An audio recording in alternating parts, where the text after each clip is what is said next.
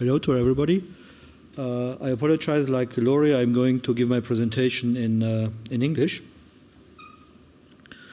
So we are talking about translation. What do we mean? We are given a sentence in a source language and we want to translate it into a target language. So, and this input sentence can be given in form of a text, but it could also be given in form of speech, means spoken language. And both problems were tackled in Quaero. Now the MT partners in Quaero are LIMSI, Karlsruhe Institute of Technology, my team from RWTH Aachen in Germany, and Systran Paris. And the principal approach that was chosen by more or less all of these partners was a statistical one. The statistical approach is closely linked to a performance measure. The performance measures we used were the TER, translation error rate. It is basically, it means edit operations like in speech recognition. So we have substitution errors, deletion errors, and insertion errors, plus block moves. A word group as a whole can be moved from one position to another. And the other measure that is quite popular is BLEU. It's an accuracy measure, so the higher the better, and it looks at the number of matching n-grams. And the important thing is these are automatic measures, and so there's no effort. It can easily be used in evaluations, and typically they correlate quite well with human judgment. They are not perfect, but they correlate quite well. And these measures are used in periodic evaluation. So in that respect, machine translation works like speech recognition. We use these evaluations to measure progress. And first of all, you might ask the question, why do we use a statistical approach? That sounds a little bit strange, maybe. Now, when we think about it, it's clear that we are facing a similar problem like in speech recognition. We have to take decisions. What type of decisions do we have to take in machine translation? We have to find the right target word. Then we have to find the right position for the target word. And somehow we have to make sure that the resulting target sentence, when we put all these words, target words together, we have to make sure that this resulting target sentence is well formed. And so we have to take decisions, and the statistical approach helps us to make good decisions. And this interdependence of these decisions is taken into account automatically. That's a big advantage of the statistical approach. And the other advantage is that the translation models, they can be learned from bilingual examples. Like in speech recognition, we use examples to train our systems. And in some cases, or in typical cases, let's say we use 10 to 100 million running words in each of the two languages that we are considering. Then we will put everything together and work out the mathematical details. Then we get an architecture like this. We are given the source text. We do some pre-processing in order to make life easier for the statistical approach. And then in the training phase of the system, we have a couple of knowledge sources of models that were learned from examples. And they are combined, typically in a log linear way.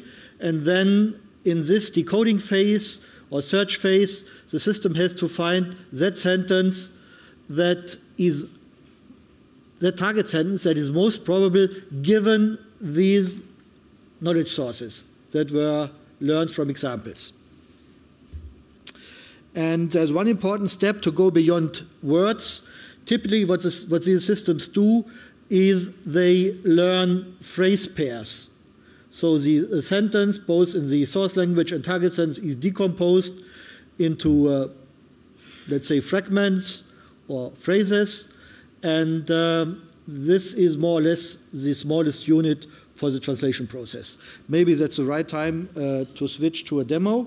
So I should say the recognition process and translation process has been done offline, so it's not real time, but everything, apart maybe from segmentation, has been done automatically. Möglichst befriedigendes Erlebnis erzeugen.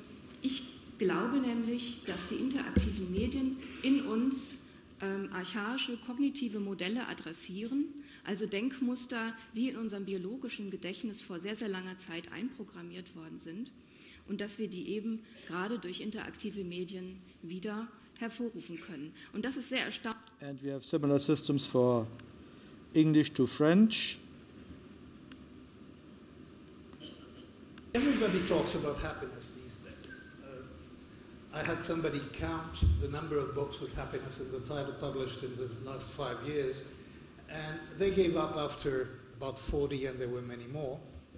There is a huge wave of interest in happiness among researchers. There is a lot of happiness coaching. Everybody would like to make people happier. But in spite of all this flood of work, there are several cognitive traps that sort of make it almost impossible to think straight about happiness. And my talk today will be mostly about these cognitive traps. This applies to lay people thinking about their own happiness, and it applies to scholars thinking about happiness, because it turns out we're just as messed up as anybody else is. Maybe some other speaker. Talk today about energy and climate. And that might seem a bit surprising because my full-time work at the Foundation is mostly about vaccines and seeds, about the things that we need to invent and deliver to help the poorest 2 billion live better lives. But energy and climate are extremely important to these people. In fact, more important than to anyone else on the planet. The climate getting worse means that many years their crops won't grow. There'll be too much rain, not enough rain. Things will change in ways that their fragile environment.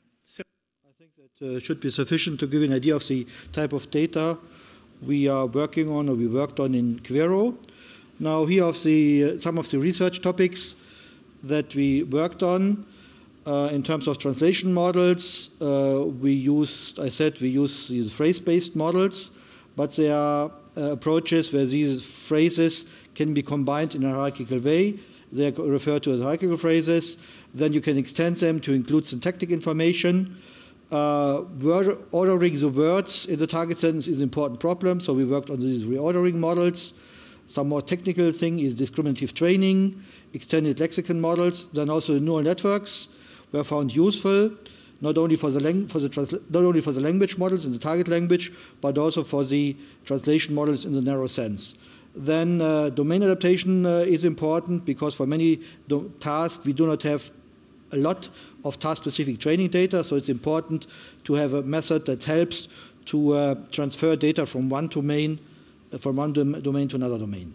And then, of course, we also put some effort into optimizing the computational requirements and memory requirements of our translation procedures.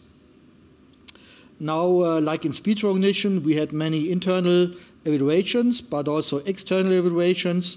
So one of the most important external evaluation, public evaluation for European languages is the WMT, Workshop on Machine Translation. And here the domain are news given in text form. And here typically there are 15 to 20 partners that participate in these evaluations. And here you see the positions of the Quaero partners and the result of their systems in terms of PLE. This is the accuracy measure, the higher the better. And this is direction French to English, and here English to French. Here the same table for German to English and English to German. In that case, we also had a joint Quaero system, where the outputs of these three systems were combined in order to come up with a better output, and this actually then had the first position in this evaluation. So typically in all these evaluations, the Quaero partners had leading positions. So this was the evaluation in 2012, and we had similar results in this year. The evaluation was in July or August, or the workshop was in July or August. Again, leading positions by the Quaero partners. Now, of course, there are more languages, like just English, French, and German. Laurie mentioned there are 23 languages, official languages in the European Union. That's true. I wrote here 22. Why that? Now, Irish is counted as an official language of the EU, but in practice, in fact, there are no documents. You do not find any documents or any recordings for Irish. And all that was before Croatia joined the Union. And these systems were trained on data from the European Commission, European Union, and they were tested on a corpus that is called, or the type of data that is called European Corpus Acquis Communautaire. And actually, in this case, we used English as a pivot language, so all the systems used English as an intermediate language. Okay, we also monitored progress over time. So here we have the results for 5 systems where we measured PLÖ over the years from 2009 to 2013. And you see for each task the performance of the best system.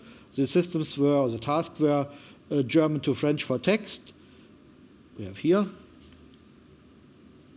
Okay, and then German for French speech is here. Then Arabic to French, this one. This was text. And similarly for French to German for text and speech.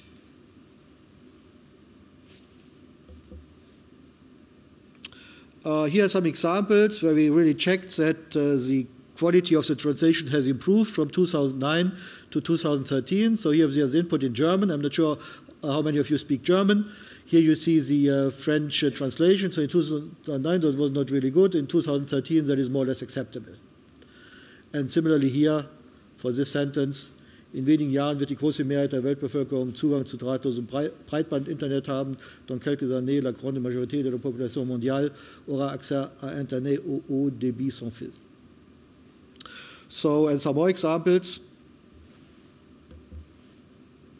I think that's sufficient. So we have made significant technical progress in the project. We have built many systems for text translation in various domains.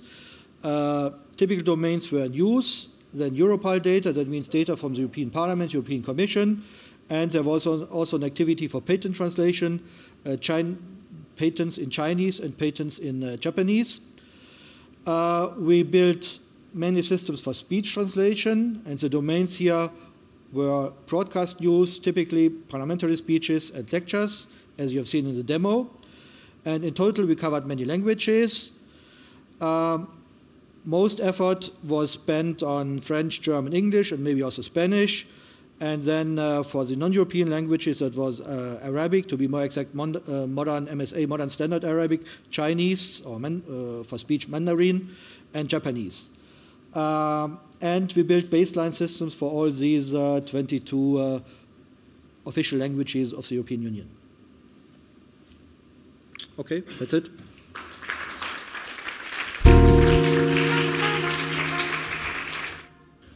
I'm Volker Steinbiss, also from RWTH, and I'm going to give one example of a technology module regarding translation of text. So you saw the architecture. So basically, you have a component that knows about translating word or phrases into other ones. Taking advantage of knowing the context, you have a module that knows about, say, good or bad, say, say word orders in sentences, and you have a component that searches for the best translation. Then you have source language getting in and target language getting out. And one concrete example is shown here. You know, we worked, say, we focused, among others, but we focused on French, German, English. So this is a system translating French into German. Domains can be different ones. So we have here news and comments of news. So you have these lengthy types of text. Just in order to give an idea, you know, is it something that needs a huge computer cluster, or does it run on your cell phone also? This typically requires a high-end PC. The speed is 10 words per second, so this is a scientific benchmark system. If you want to make it cheaper, you can have it even faster, so 10 words per second, 10 gigabytes RAM, so, you know, it's just a normal high-end PC, so to say. The whole thing is typically trained on material, the more the better, so these methods generalize very well, so it also works with less data, but if you have more data, it's better. To give you one idea for the translation model, 3 million sentences, what is that? You know, a sentence is like 30 words, so it's 60 million words, and one, you know, thick newspaper per year contains something like 20 million words, so that's the usual sizes. This is for parallel, this is parallel text. For the other model, you just need monolingual text, and there is more available, so we have more data to train it. So that's a typical system. This is an internal Quaero system, and you know, we also participated in evaluations, typically then with English. Concerning the translation directions, it has already been mentioned that apart from European languages, it's interesting to look into Chinese and Arabic. So we have Arabic to French and Arabic to English as well, and Chinese to English. And the software is a research software, so you cannot just download it and play with it. That's thought for companies and for academic use, and for both. There is a licensing scheme available, and you know, we are in contact with partners that are interested in this and using it. Thank you very much.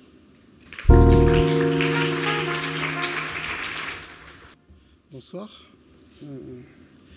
Donc je vais vous parler de la traduction dans les nuages. C'est en fait avec les investissements que l'on a fait sur le projet Quaero, que l'on a réarchitecturé toute notre infrastructure fondamentale de notre produit. Et donc je vais... Le curseur.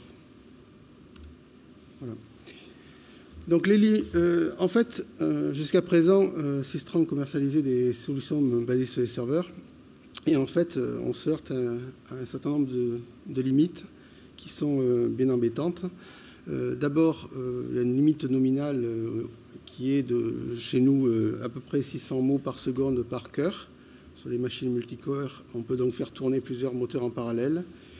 Mais ça correspond quand même à une limite. Et ensuite, on a une deuxième problématique, en particulier pour les clients qui font des applications de type intranet, solutions en libre service sur intranet. Il est difficile de limiter un utilisateur qui va charger peut-être un fichier Word de 10 mégas et qui va créer un goulot d'étranglement sur un moteur de traduction. Donc, notre approche, c'est donc, comme vous pouvez le voir, d'avoir entre le source et la cible une machine. Quand on lance beaucoup de documents à traduire, ben, il faut multiplier les machines et on gère un système d'équilibrage de charge et un load balancing pour pouvoir supporter donc, ce type de configuration. Donc l'approche serveur a ses limites et ces limites sont d'autant plus criantes que pour traduire avec une meilleure qualité, il faut plus de ressources hardware. Pourquoi? Parce qu'en fait, les modèles sont de plus en plus volumineux. Et si on a des modèles de 20 ou 40 gigas, eh bien, il y a un problème pour ne serait-ce que pour fournir la première traduction à un utilisateur final, parce que le modèle, il faut le charger en mémoire avant de pouvoir travailler. Ensuite, les utilisateurs, ils veulent avoir toujours une information instantanée, et c'est pour cela que les délais d'attente sont quelquefois pas supportables pour les utilisateurs. Donc, on a chez Systran pas mal de pratiques de la traduction sur Internet. On fournit depuis maintenant plus de 14 ans la traduction gratuite sur tous les Macintosh du monde, sur nos data centers. Et on le fait avec en fait très peu de machines parce qu'on s'appuie sur des techniques optimisées de traduction avec des règles linguistiques. Donc quand on veut monter en qualité, on passe à des architectures hybrides, et les architectures hybrides qui embarquent la statistique nécessitent beaucoup plus de ressources.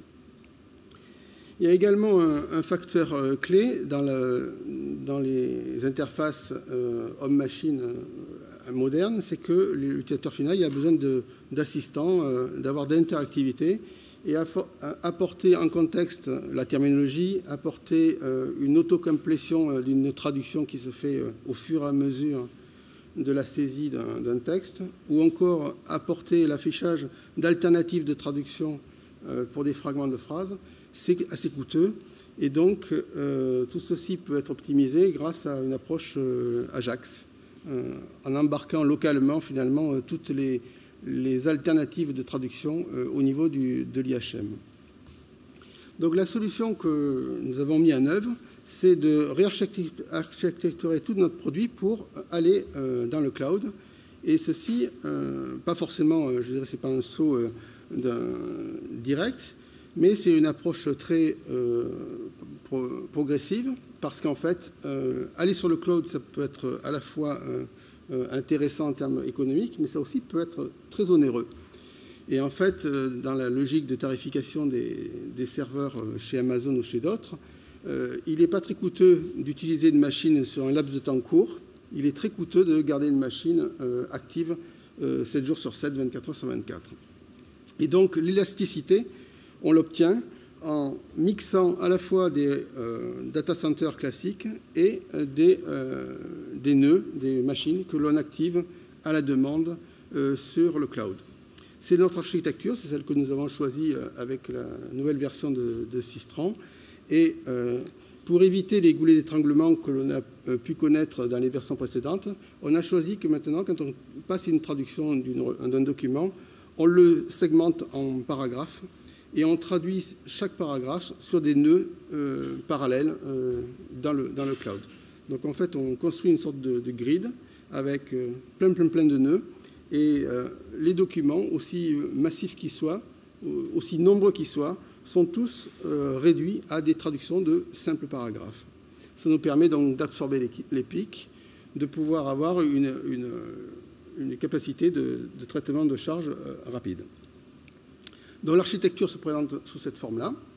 Nous avons en fait dans notre offre deux grandes parties. Une partie training pour apprendre le moteur de traduction à partir de corpus et une partie processing pour traduire en masse. Voilà. Donc cette architecture, on l'a mise en place pour des offres commerciales. Donc Systran Links qui vous a été présenté ce matin et qui a été présenté entre midi et 2. Et nous utilisons aussi cette architecture pour de nouvelles offres commerciales comme Training in the Cloud qui permet de pouvoir faire un apprentissage à la demande sur Internet très rapidement.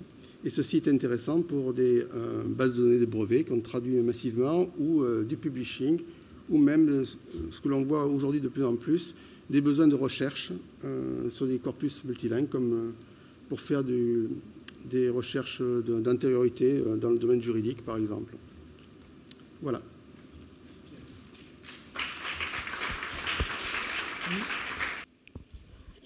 Joseph Mariani, LIMSI, CNRS, and IMI. Hermann, you mentioned a blur score for some language pairs, like I think it was French to German, of roughly 50. So how does it compare with the performance of a human translator? And what is the target if you want to achieve grand public applications or post-editing for professional translators? What should be your target in terms of blur score? On the desk, you have a microphone there.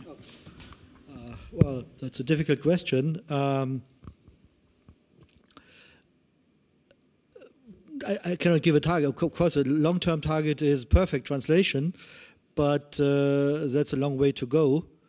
But you can build already applications with what you have nowadays. Let's suppose you want to find out whether there's a patent on a certain topic in China, and the documents are only available in Chinese. So you can use automatic translation as least as sort of pre-filtering.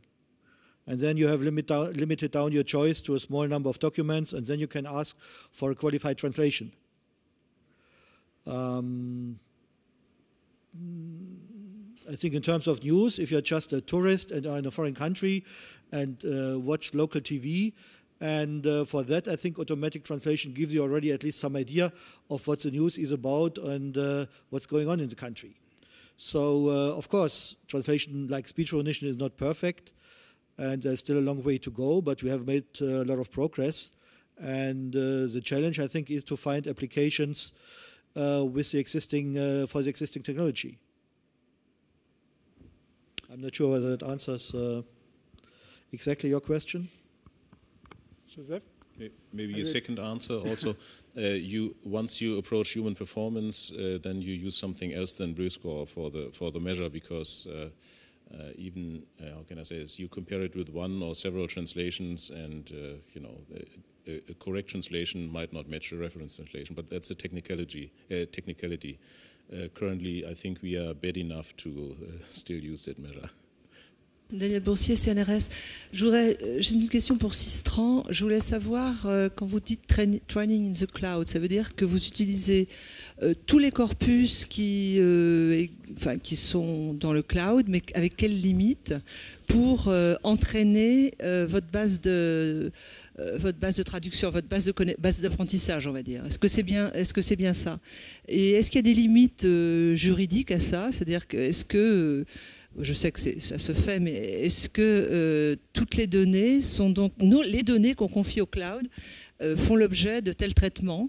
Est-ce que c'est bien ça? Est-ce que j'ai bien compris?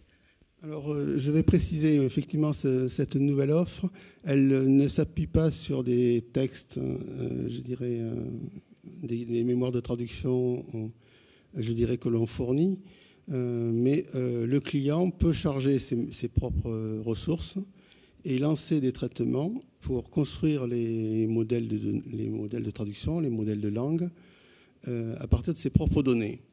Ensuite, on a des clients qui n'ont pas suffisamment de données ou des données de suffisamment bonne qualité, et Systran, dans son département service, propose, à partir de sa Corpus Factory, qui contient plusieurs milliards de données parallélisées et libres de droit au niveau de la propriété intellectuelle, pour faire des entraînements qui seront faits en mixant à la fois les données du client, et ça c'est très important, parce que chez Systran, on ne croit pas à une approche purement générique. On croit à une approche, je dirais, spécifique à chaque client, parce que quand on connaît le vocabulaire du client, quand on connaît ses termes métiers, ses acronymes, ses noms propres, tout son jargon, on va pouvoir beaucoup plus optimiser le moteur de traduction en fonction de son contexte, des documents qu'il traduit. Et donc c'est ça notre approche chez Systran.